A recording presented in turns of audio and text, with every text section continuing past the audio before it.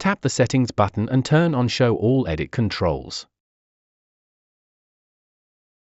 This reveals the full set of core tools you'll use to shape your 3D designs. Use Move to slide any piece along the X, Y, or Z axis for precise positioning. Use Rotate to adjust angles and orient boards exactly the way you need.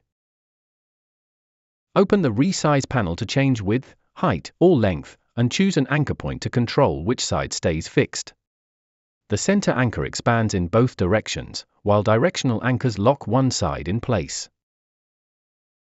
Use Align to instantly straighten, center, or evenly space multiple components with a single tap.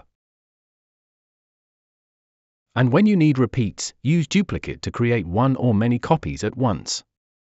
You can set the number of copies and choose which axis they follow for perfectly spaced layouts.